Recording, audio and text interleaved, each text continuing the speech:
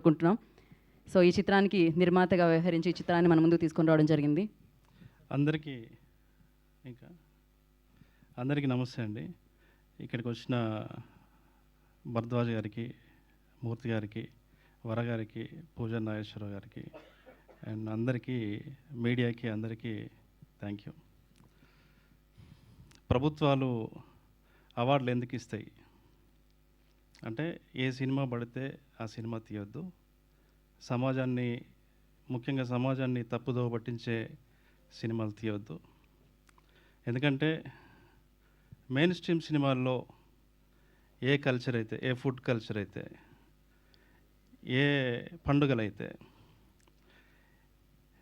కనిపిస్తాయో అదే main stream కల్చర్గా చలామణి అవుతుంది. కాబట్టి వైవిధ్యమైన సినిమాలు తీయండి, ఒళ్ళు దగ్గర పెట్టుకొని సినిమాలు తీయండి అని స్టేట్ అవార్డ్స్ ఇస్తాయి. ఒక రకంగా ప్రభుత్వాలు ఇచ్చే అవార్డ్స్, ప్రభుత్వం ఇచ్చే స్టేట్మెంట్స్, ఇంకా చెప్పాలంటే ప్రోత్సాహం. ఈ ప్రోత్సాహాన్ని మాకు 4 అవార్డుల రూపంలో ఇచ్చినందుకు గవర్నమెంట్కి, జ్యూరీకి, ఎఫ్డిసి చైర్మన్ గారికి అందరికి కూడా మా టీం తరఫున నేను థ్యాంక్స్ చెప్తున్నాను. ఇంతే స్ఫూర్తితోనే మేము మళ్ళీ మంచి సినిమాలు తీసి మళ్ళీ మీ అందరి ప్రేక్షకుల మెప్పు పొందుతామని అనుకుంటున్నాం. 2006 అప్పుడే నేను ఇండస్ట్రీకి వచ్చిన. నేను మధుమా అంకల్ గారని ఫిలిం మేకర్ ఉన్నారు, చాలామందికి తెలిసే ఉంటుంది. ఆయన దగ్గర రైటర్గా, అసిస్టెంట్ డైరెక్టర్గా జాయిన్ అయ్యా. అప్పుడు యువ భారత్ అని ఈటీవీ 2లో ఒక గుర్తు ఉండి ఉంటుంది మీ అందరికీ. ఈటీవీ 2లో ఒక డాక్యుమెంటరీ సిరీస్ వస్తూ ఉండేది. సో దానికి రైటర్ కావాల్సి వచ్చినప్పుడు మధుమాంకల్ గారు అడిగారు, ఈటీవీ 2కి డాక్యుమెంటరీ రాయాలంట, నువ్వు రాస్తావా అని అడిగారు. షాక్ అయినా నేను. అప్పటి వరకు ఎవరు రాస్తున్నాను, అవి రాతలో కాదో కూడా తెలియదు. సార్ అది రాస్తా సార్ అన్న. అంటే ఎట్లా రాయాలి సార్ అన్న. తర్వాత రాస్తా అంటే కదనే అన్నాడు ఆయన. కాదు సార్ ఒకసారి చూసి నేను రాస్తాను సార్ అన్న.